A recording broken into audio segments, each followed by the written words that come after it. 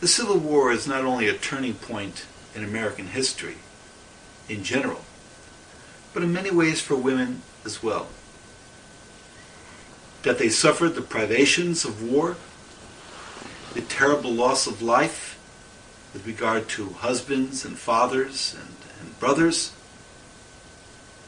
and the sacrifices generally.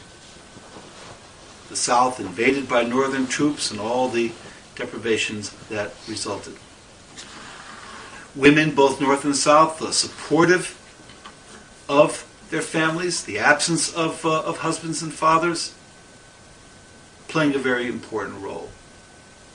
Dorothea Dix, head nurse of a military hospital in Washington, D.C. Women on the farms tending to crops in the absence of men. All of these kinds of things.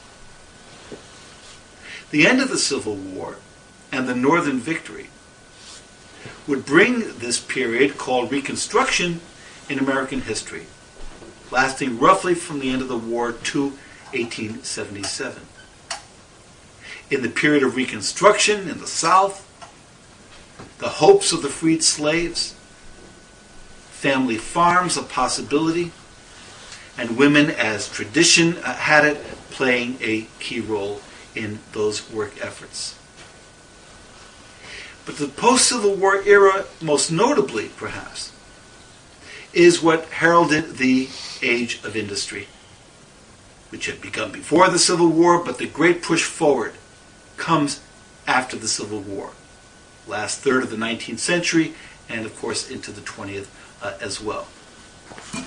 And that industrialization would have a profound effect on women in this country's history. With the factory system emerging, you had the need for an additional workforce. And what this led to, among other things, was what is called the new immigration.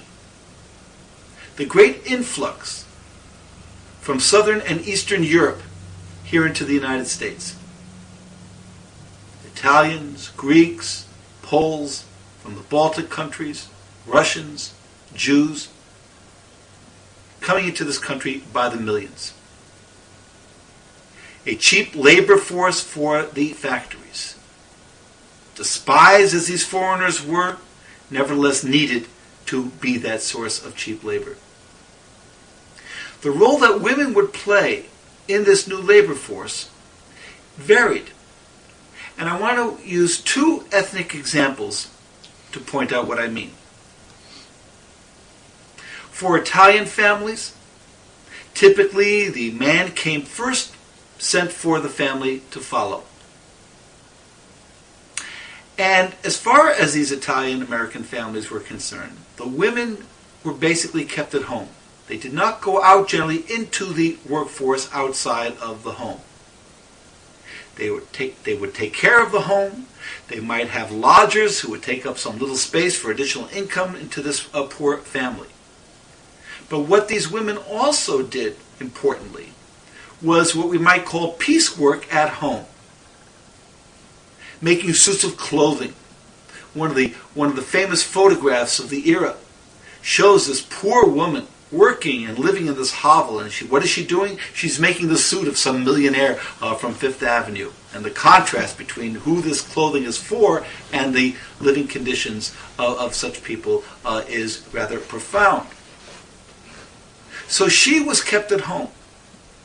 On the other hand, Jewish families, to use our second example, generally all came together, the entire family.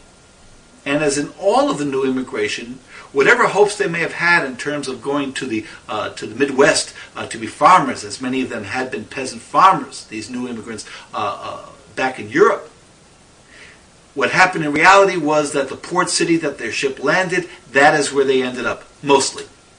Boston, New York, Philadelphia, Baltimore, New Orleans, and New York City with its Ellis Island was the major port of entry in this new immigration. Jewish families migrated to families, and this is true of all the ethnic groups, where there already were people from the old country already living there, gravitated to their fellow countrymen from the old world.